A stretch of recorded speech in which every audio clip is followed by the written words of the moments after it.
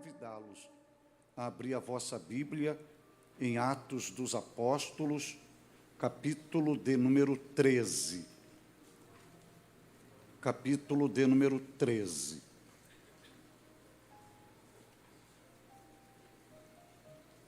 Capítulo de número 13. Atos dos Apóstolos. Capítulo de número 13.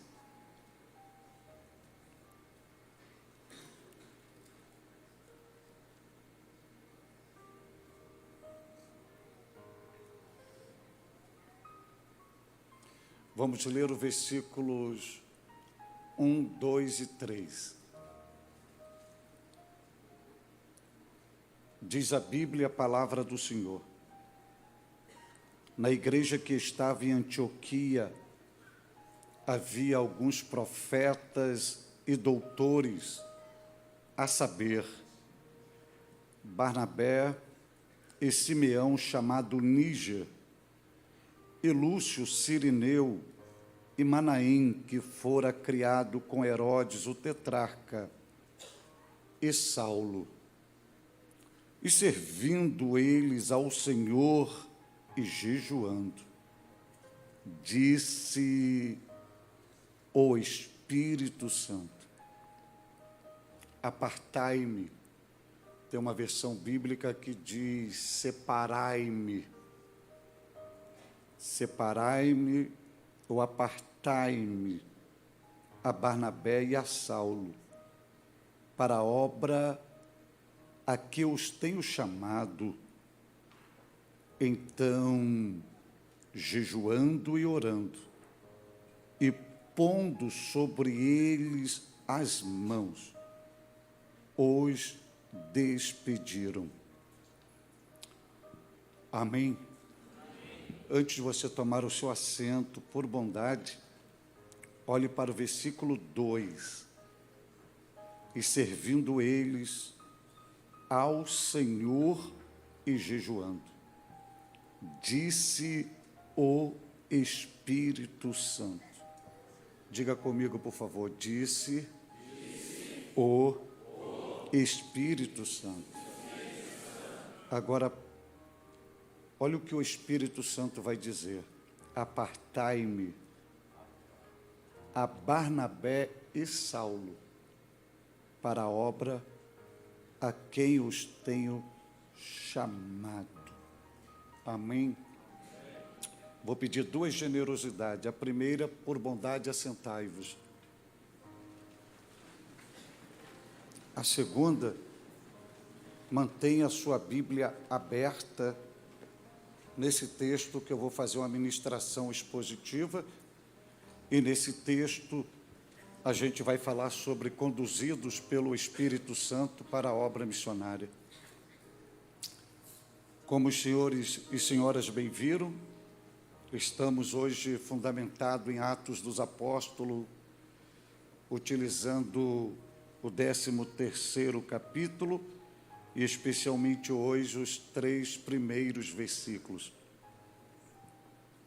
O pano de fundo que o texto nos apresenta, todo o seu desenvolvimento, está na cidade de Antioquia, e especialmente a Igreja de Cristo que está em Antioquia. A igreja em Antioquia é a igreja que vai fazer a grande diferença na expansão da obra missionária. Além de fazer a diferença é a igreja que vai marcar o desenvolvimento da obra missionária. E este marco é surpreendente, porque deveria ser feito pela igreja que estava em Jerusalém. Mas a igreja em Jerusalém entrou num conformismo e apenas numa ação regional, e não se desenvolveu além fronteiras. Mas a igreja de Antioquia, ela tem uma visibilidade ampla do projeto do Cristo, do ID de Cristo, e através da igreja de Antioquia, que ela vai fazer muito mais do que a igreja em Jerusalém. E é por meio dela que o Evangelho vai romper as fronteiras e vai abençoar as nações, e o resultado disto somos nós aqui hoje. Nós somos gratos a Deus por ter enviado Jesus Cristo para nos salvar, mas nós somos gratos também à Igreja de Antioquia, e por meio da Igreja de Antioquia, ao apóstolo Paulo, que for enviada pela Igreja de Antioquia, enviado por ela, para levar a mensagem do Evangelho. Vale salientar que depois de Jesus Cristo, Paulo é o maior homem da história do cristianismo, e é por meio dele que o Evangelho chega na Europa e chega em outras Américas e outras nações, e através da semente que ele plantara, nós fomos germinados, e hoje nós estamos aqui, e tudo vai começar, não somente com Jesus, mas com a Igreja de Antioquia, sendo sensível à voz do Espírito Santo e obedecendo à voz do mesmo, e separando uma pessoa específica e citada pelo Espírito Santo, e esta pessoa doa-se plenamente ao altar do Evangelho e faz com que a sua vida seja totalmente conduzida pelo Espírito Santo. E é essa a ideia que a gente vai desenvolver hoje aqui. Eu quero convidá-los a olhar para o versículo de número 1. E veja se o versículo número 1 começa assim: na igreja que estava em Antioquia. Veja, estava em Antioquia uma igreja. Isto significa que já tinha um corpo, já tinha uma vida eclesiológica. E quando você olha para esta igreja, vai dar a Bíblia o ponto geográfico, Antioquia. Você vai poder visualizar nessa igreja pelo menos duas coisas: o seu aspecto de organização e o seu aspecto de organismo. Esses dois pontos vitais é visível aqui. Onde você visualiza isto? Porque você vai ver que a igreja estava em Antioquia, mas a igreja não era de Antioquia. Parece um paradoxo isso, mas isso é uma riqueza, porque significa que a igreja ela é dinâmica, a igreja está em movimento, que a igreja não é uma propriedade apenas de um local, mas aquele local é apenas uma base, porque ela está se movimentando, ela está numa dinâmica do Espírito Santo. E você visualiza esse aspecto de organização na igreja, que você vai ver que ela tem uma estrutura ministerial. Você vai ver que dentro da igreja de Antioquia, a igreja tem profetas e mestres. Se você fizer uma conexão com Efésios 4:11, você vai ver ali a estrutura dos 5 ministérios: pastor, evangelista, profeta, mestre, apóstolos. A estrutura desses 5 ministérios que compõem a igreja, que Paulo mesmo disse que o Senhor dá à igreja, você vê pelo menos em evidência essas duas estruturas na igreja de Antioquia. Você vê profetas, você vê mestres. Agora você vai ver que são estruturas, são funcionalidades, são cargos, são ministérios. Mostra que a igreja tem organização e mostra que a igreja é um organismo vivo. Além disso, se você olhar, veja entre esses profetas e mestres citados no versículo 1, veja quantos nomes ou quantas pessoas são citadas. Conte comigo: Barnabé é o número 1, Simeão é o número 2, Lúcio é o número 3, Manaém é o número 4 e Saulo o número 5. Veja que também há uma hierarquia estabelecida, do primeiro ao quinto. Se você olhar, a Bíblia menciona primeiro Barnabé e, por fim, menciona Saulo. A igreja está estruturada, como vos disse, tanto no aspecto de organização, quanto no aspecto de corpo vivo, de organismo. Mas quando você olha para o versículo 2, você vai ver que a igreja ela não é estática.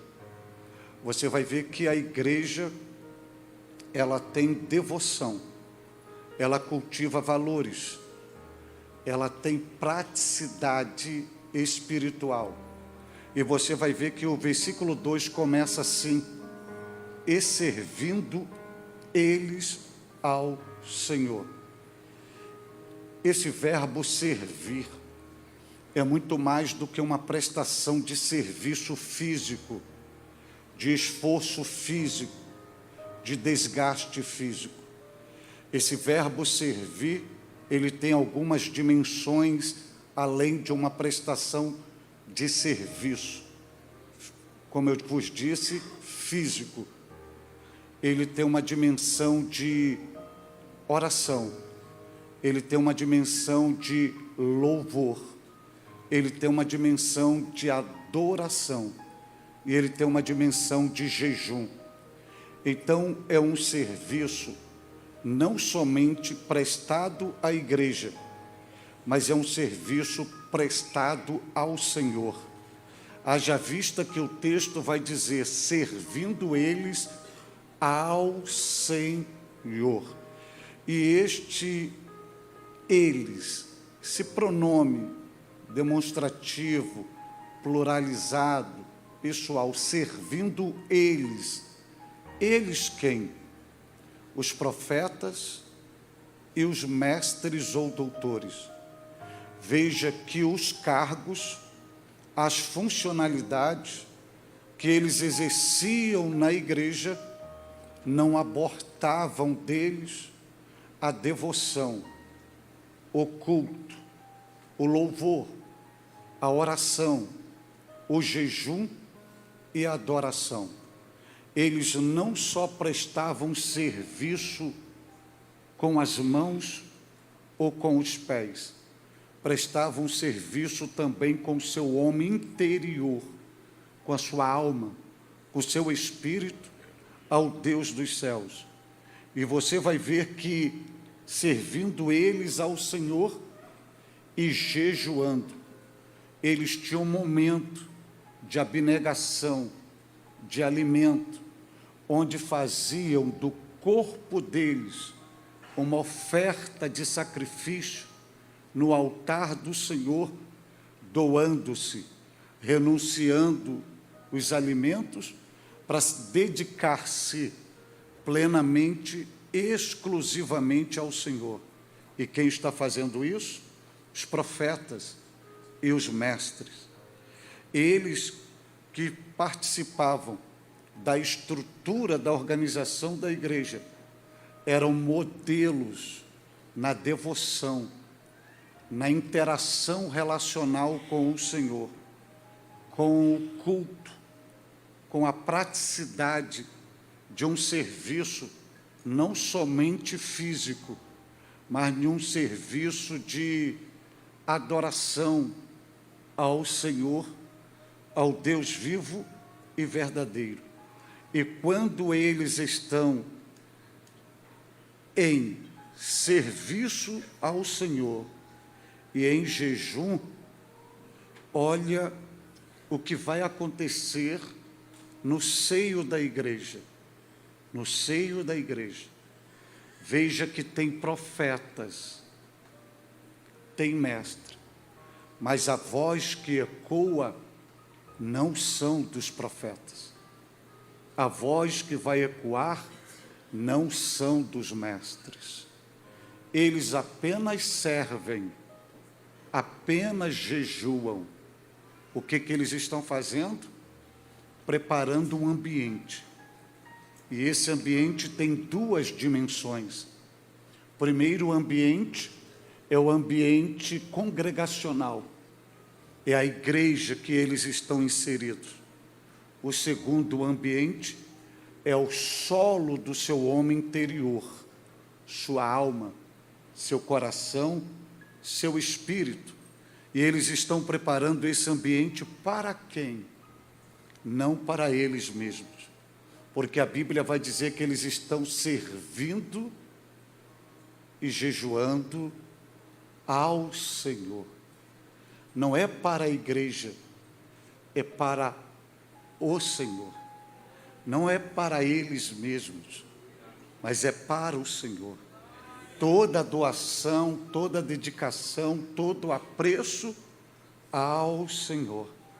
Mas essa prestação de serviço, por meio de louvor, adoração, jejum e oração, devoção ao Senhor, eles simultaneamente estão preparando um ambiente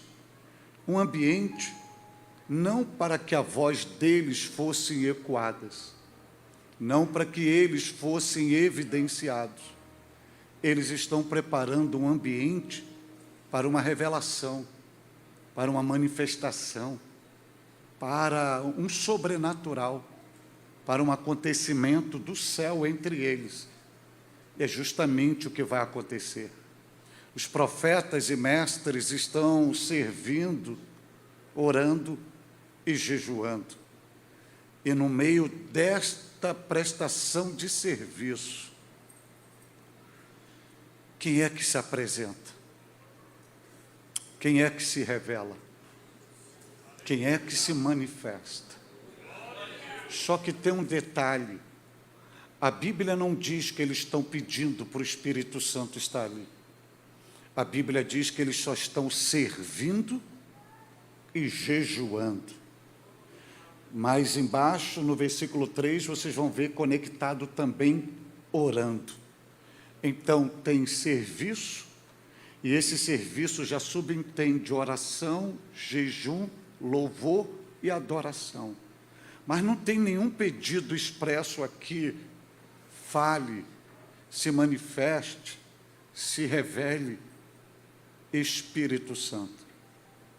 Quando você serve por amor, quando você ora, quando você jejua, você não precisa pedir para Ele vir.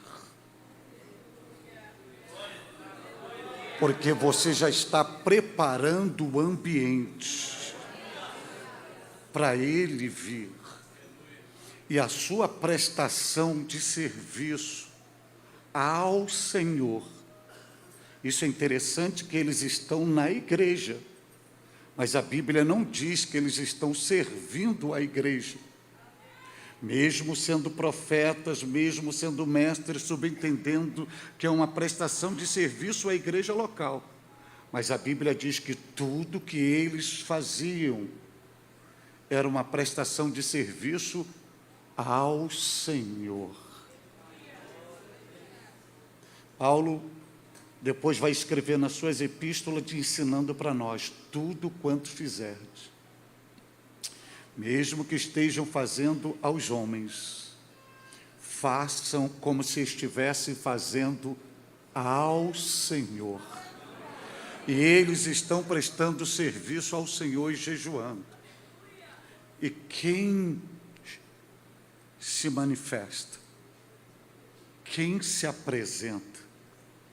Quem se revela no seio da igreja, no meio daquele ambiente, daquela atmosfera de oração, jejum e adoração? O Espírito Santo.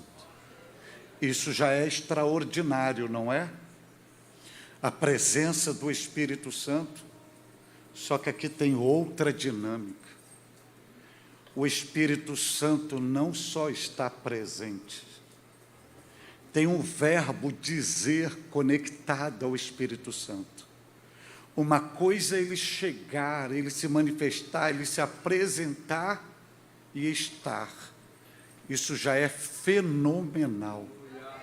Mas muito mais fenomenal é quando, além dele estar, ele abre, numa linguagem antropomórfica, os seus lábios para falar. Se desfrutar da sua presença já é uma riqueza, imagine sem ninguém pedir, ele é autônomo, uma iniciativa dele, uma decisão dele, uma voluntariedade dele, ele abre os seus lábios para ecoar a sua voz.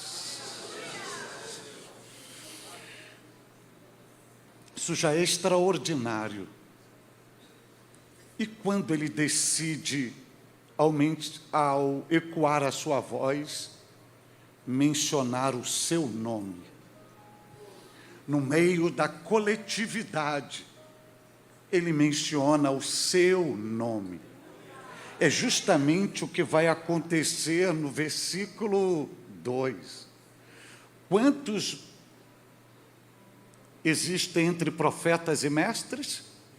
5. Quem é o primeiro? Quem é o último? Aí ele ecoa a sua voz e ele diz assim, no seio da igreja: separai-me ou apartai-me. Aí ele vai dizer, e ele está falando à igreja: separai-me ou apartai-me a Barnabé e a Saulo. Mas não são 5? Ele só menciona 2. E se você for visualizar os 2 que ele menciona, ele cita Barnabé. Quem é o primeiro da fila? E ele vai citar Saulo. Quem é o último da fila? Ele pula o segundo, ele pula o terceiro, ele pula o quarto, e vai no último da fila, Saulo. Saulo já está dentro da igreja. Saulo já compõe o grupo de profetas e mestres. Mas eu pergunto a você, se você tem um Saulo membro da tua igreja, você separaria Saulo para representar a igreja e para ser o primeiro missionário da igreja, para levar a mensagem do Evangelho? Você sabendo do currículo de Saulo, de tudo que ele fizera, das marcas que ele tem na vida, da atrocidade que ele fizera com os cristãos, você separaria ele?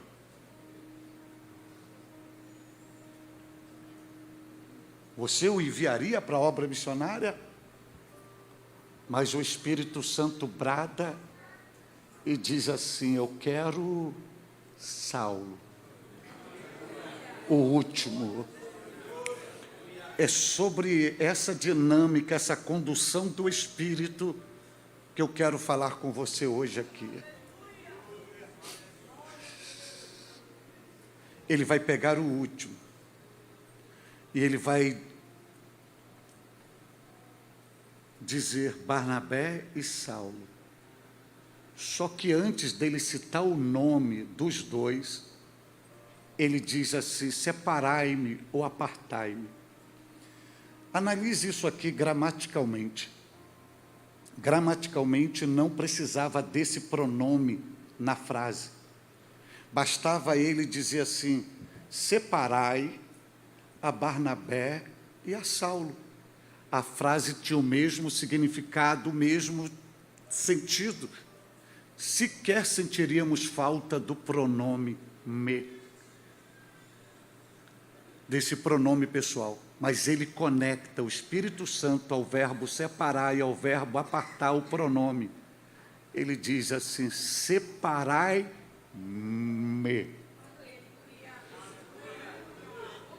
Ele aponta uma separação pessoal exclusiva e uma separação para a obra. Ele diz: separai-me a Barnabé e a Saulo, para a obra a qual os tenho chamado. O que ele está dizendo? Ele está dizendo sobre duas separações. Normalmente a gente só visualiza uma.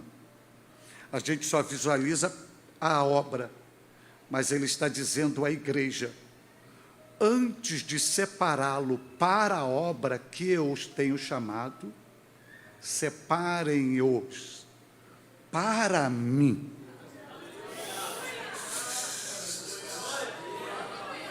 Isso significa dizer que antes do Espírito Santo te querer na obra, ele te quer para ele. Antes dele te separar para a obra, ele te separa para ele. Antes dele te usar na obra, ele quer te usar pessoalmente num relacionamento direto, específico com ele.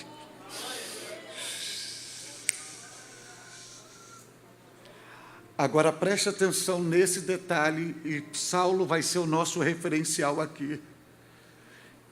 Você vai ver no versículo 2 assim: disse o Espírito Santo. Eu quero Saulo, o último da fila. Eu quero Saulo, o último da fila. Quem deu o nome de Saulo para o Espírito Santo? De onde o Espírito Santo tirou o nome de Saulo? A igreja não deu. Saulo não se apresentou. Saulo só está orando e jejuando. De onde o Espírito Santo vai tirar o nome Saulo? Então, observe o processo da inspiração e da expiração. Saulo, o Espírito Santo não está falando? E disse o Espírito Santo. Ele não está falando? De onde ele vai tirar Saulo? Antes dele tirar Saulo de dentro da igreja para a obra missionária, ele vai tirar Saulo de dentro dele, porque ele está falando: Saulo, separe Saulo.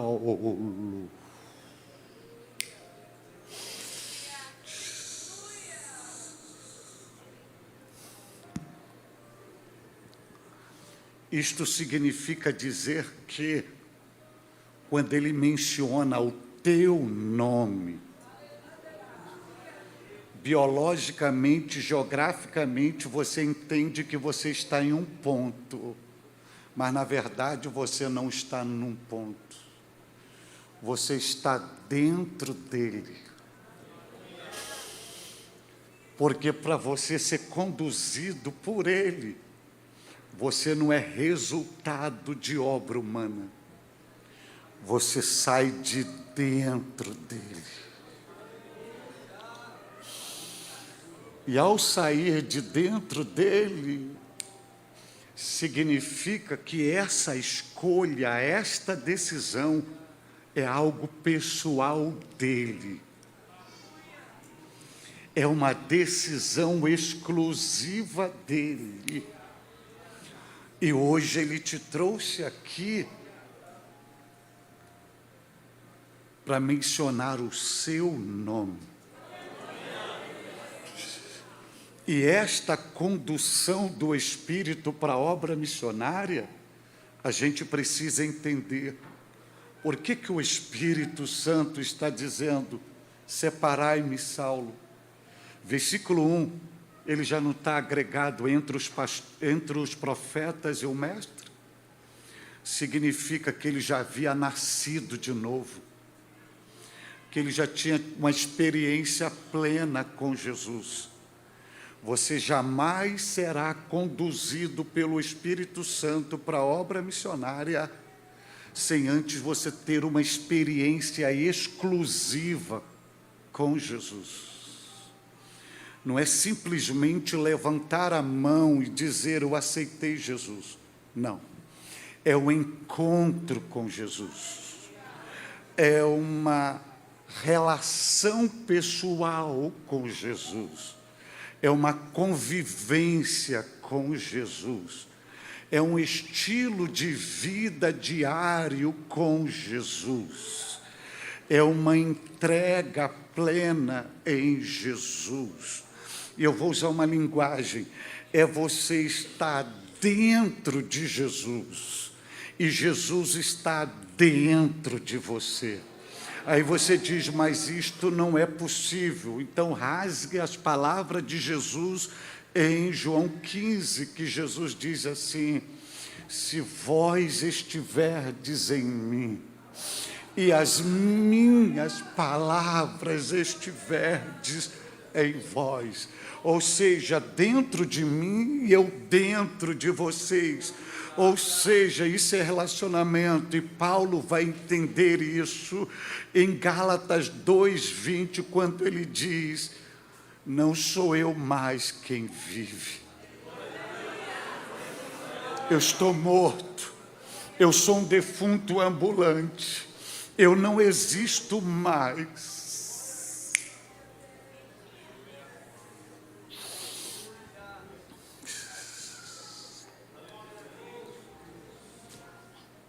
Mas eu disse, já não sou eu mais quem vive propositalmente. Porque antes disso ele vai dizer assim, já estou crucificado com Cristo. Ele disse, eu já morri, ressuscitei, fui gerado de novo. Eu sei quem é Jesus. Eu estive com Ele, eu experimentei Jesus, eu vivo Jesus. Agora veja só essa declaração de Paulo, já estou crucificado com Cristo. E Paulo foi contemporâneo de Jesus? Ele fez parte do primeiro colégio apostólico? E como que ele está dizendo que está crucificado com Jesus? Que o único apóstolo que vira Jesus ser crucificado fora João. Mas veja a dinâmica de Paulo, que é viver Cristo, que é amar Cristo, que é relacionamento de Cristo. Paulo remonta ao Calvário. E ele tem a graça de visualizar o drama do Calvário.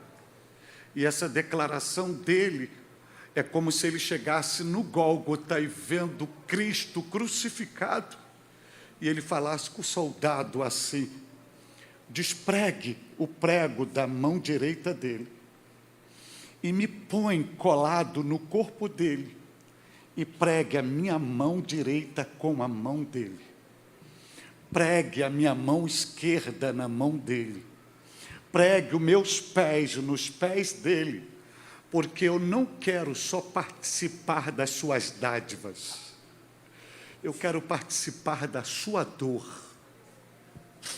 da sua entrega, da sua renúncia, do seu sofrimento. Eu quero morrer com ele. Aí ele diz assim, já estou crucificado com Cristo. É Paulo dizendo, remontando o Calvário, se você olhar para Jesus, você não vai ver só Jesus, você vai me ver nele, morto nele, crucificado nele. Mas eu não vivo mais. Agora olha o milagre da graça. Ele diz, já estou crucificado com Cristo, ao mesmo tempo que ele está com o Cristo morto. Ele diz, mas não vivo eu, mas Cristo vive em mim. Sabe o que está falando? O Cristo que morri com ele na cruz, desceu da cruz e foi para dentro de mim.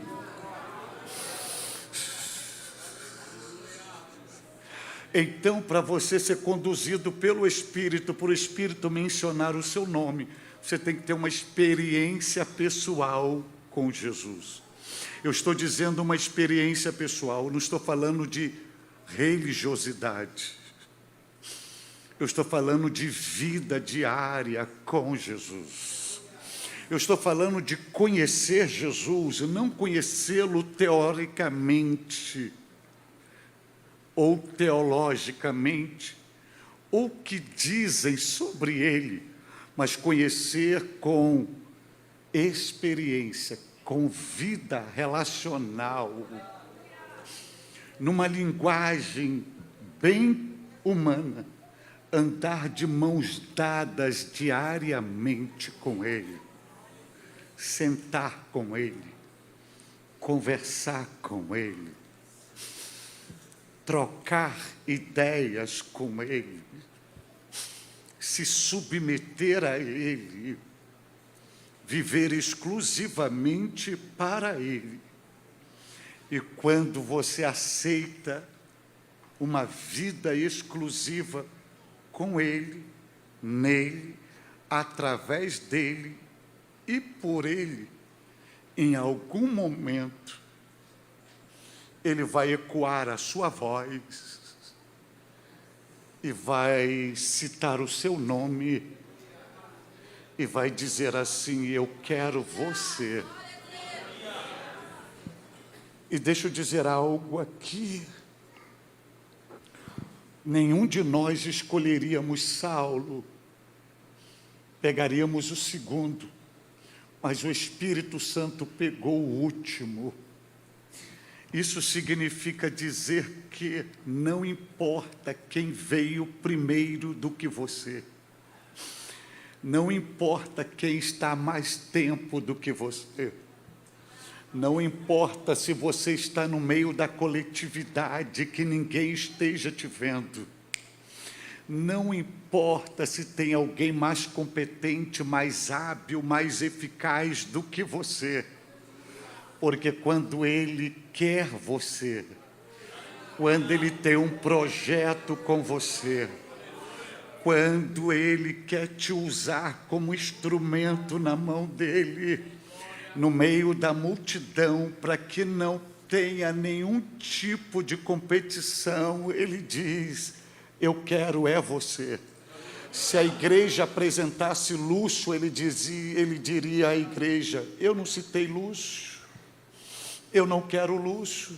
Se a igreja citasse aí outro nome como Manaém, ele diria: eu não quero Manaém, eu quero Saulo.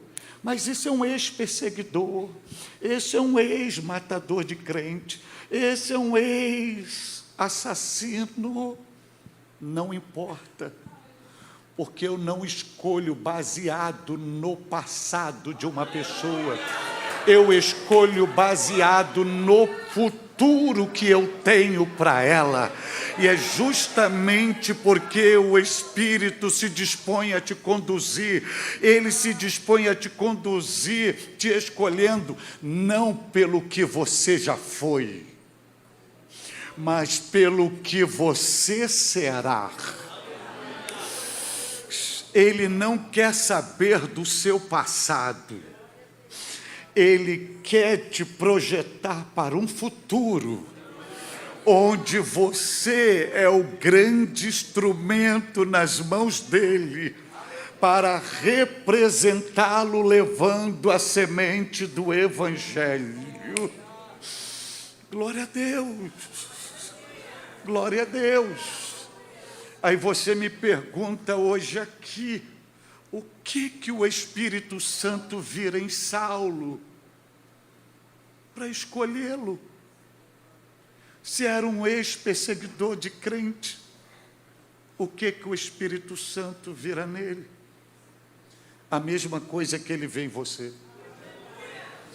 Quando o Espírito Santo diz: eu quero Saulo, sabe o que o Espírito Santo está enxergando em Saulo?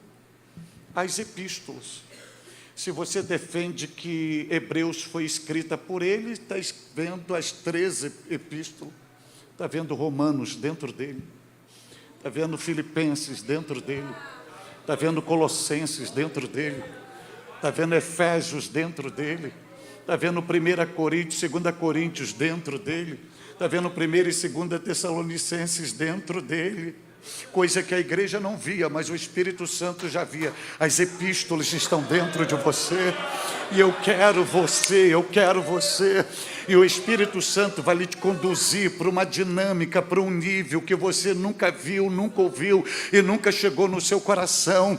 E não importa quem você fora, não importa onde você foi criado, não importa quem é o teu pai, quem é a tua mãe, como foi a sua tradição religiosa, sua qualidade de vida econômica, não importa, porque o Espírito Santo enxerga em você algo que ninguém consegue ver, seu pai não consegue ver, sua mãe não consegue ver, membros da igreja não conseguem ver, a igreja não consegue ver, mas o Espírito Santo consegue ver. Tem algo dentro de você que Ele vai desenvolver lá fora ou à frente, e que você será um canal para abençoar o seu povo na face da terra. E hoje o Espírito Santo está nesta casa, porque aqui tem um serviço prestado ao Senhor, aqui tem oração, aqui tem jejum, e o Espírito Santo está entre nós. Mas eu quero que você saiba que Ele não está só entre nós, Ele está ecoando a sua voz. E hoje Ele ecoa a sua voz dizendo: Newton, Peter, Samuel, Paulo, Pedro, Fernando, Antônio, Maria, Márcia, Adriana, Solange, Rosângela, Marisa, Raquel, Sara, Isabel, eu quero você para mim, e depois para a obra.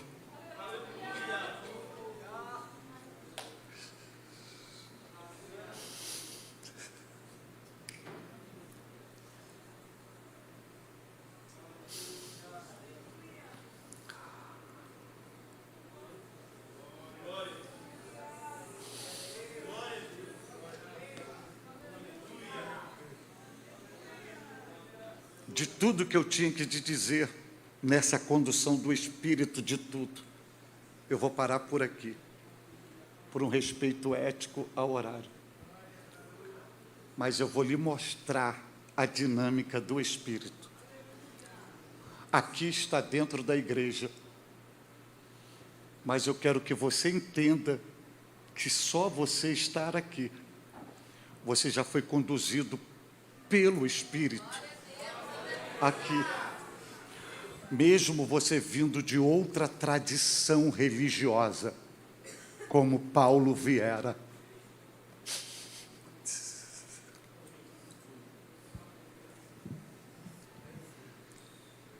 E você vai saber hoje que aqui não é a primeira vez que ele foi chamado.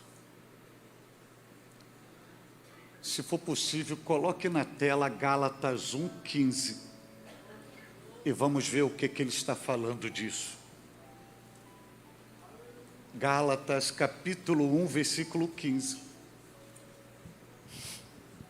Aí você vai entender. Mas quando aprove a Deus, que desde o ventre de minha mãe, Paulo não nasceu cristão, mas ele está dizendo, quando eu estava lá no ventre, sendo formado, Ele me separou e Ele me chamou. Você pode ter nascido em um lar totalmente diferente da fé cristã, mas eu encerro hoje aqui dizendo: Deus não usou o útero da sua mãe para gerar soldados para o inferno.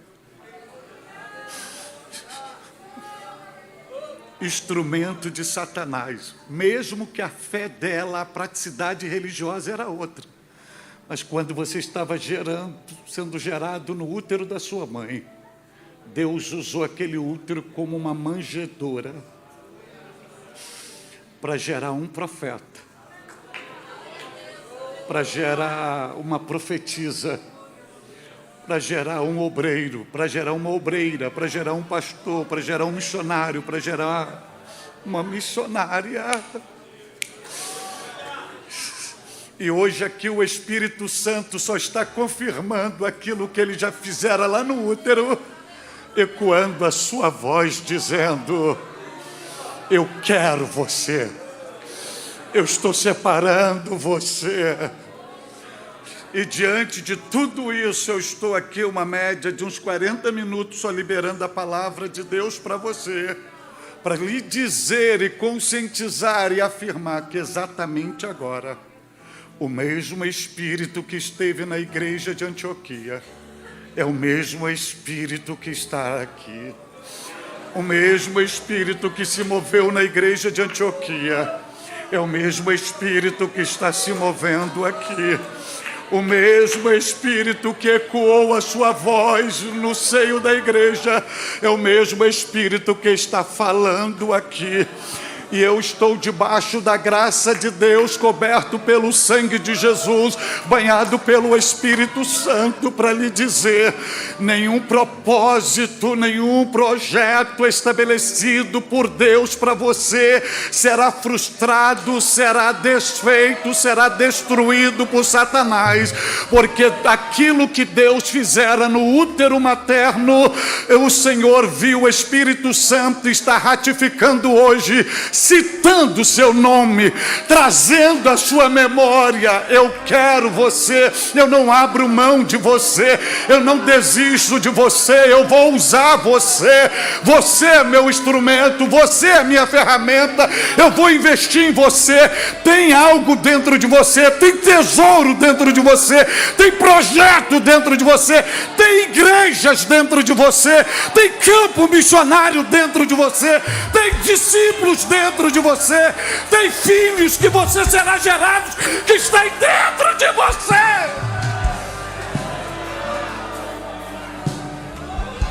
Tem livros, tem manuais aí dentro, e eu vou usar você. Não é a pessoa que está ao seu lado, é você.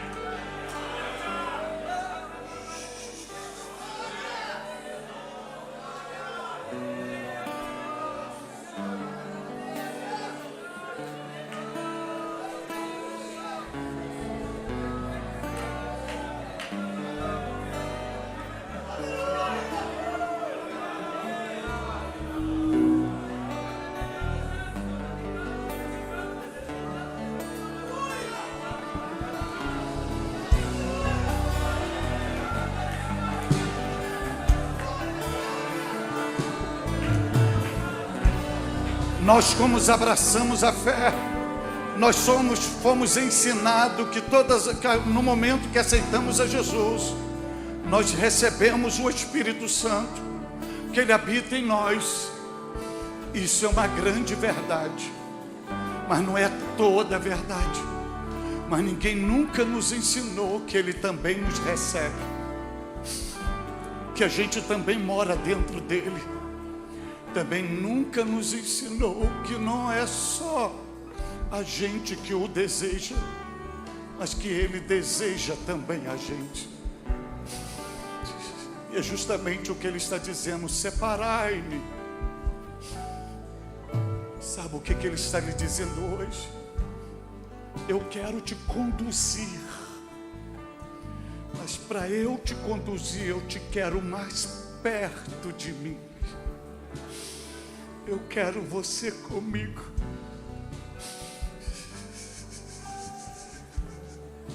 Aí você vai ver no final do versículo 3, a igreja orando e jejuando estende a mão sobre eles.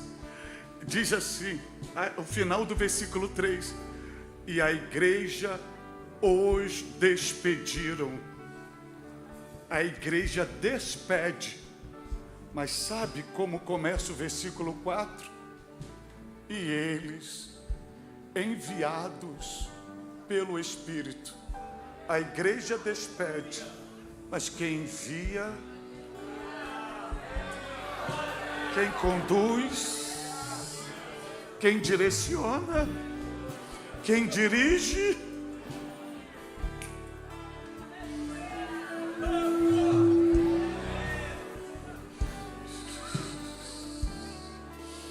Eu não vou falar para você da glória a Deus, não é a minha pretensão, mas o que eu estou vivenciando, experienciando e convicto do que está aqui. A santa, a sensível, a pura, a gloriosa presença do bendito Espírito está entre nós. São 50 minutos de ministração e olhe para mim, se Deus é vivo, se Deus habita nesta casa, se Deus está usando meus lábios e a palavra dele na minha boca é a verdade, meu amigo Espírito Santo, se tudo que eu estou ministrando está sendo ratificado por ti, então se revele agora entre nós.